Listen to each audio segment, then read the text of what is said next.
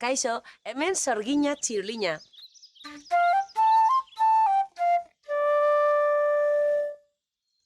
Eta gaur, ipuin bat kontatu nahi dizuet.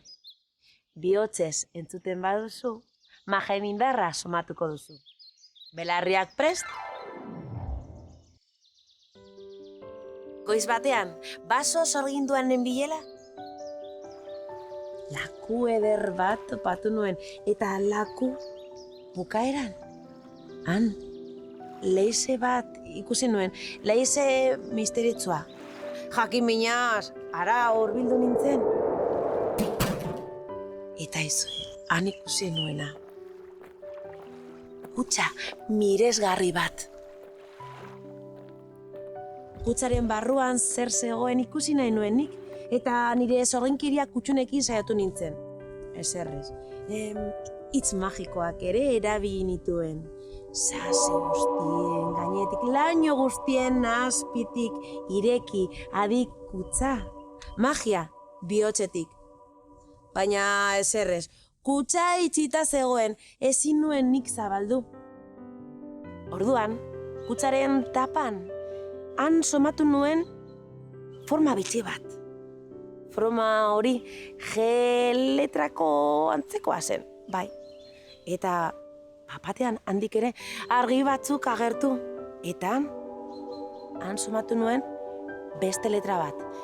Letra horren forma zen E bat. Eta pentsatu nuen, E forma hori, pieza hori, bestearekin, G horrekin batera, biak agian elkarrekin joan altziren, bata bestearen ondoan elkarrekin jarri, eta tatan! Batean, kutxa ireki zen. Barruan, ez zegoen urrezko dirurik, ez da jostaiuk ere ez. Han, mezu bat zegoen. Eman euskararen giltza. Euskarak hitz zoragarriak ematen dizkigu. Eta hoien bidez, gure sentimenduak eta gertatzen zaigun guztia komunikatzeko eta adierazteko tresnak dira. Posa, haserrea, maitasuna, edertasuna. Hoiek dira sentimenduak. Eta gure hitzak ere erabili ditugu. Gure inguruko pertsonak, maite ditugun pertsonak hoiek deitzeko aita, ama, aitite, amama, anai arrebak, lagunak. Eta euskarak beste hainbat hizkuntzak bezala etorkizuna adierazteko, irudikatzeko, amestu, asmatu, sortu, eraiki, partekatu. Beraz, hori da, zabaldu behar dugun mezua familia artean. Euskarak ematen dizkigun hitz zoragarriak erabil ditzagun.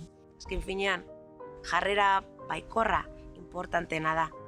Eta horrela ikusiko duzu nola kutxa magikoa ireki zen hasten da. Eta labazan edo ez bazan, sardadila kalabazan eta eman giltza zuen etxeko plazan.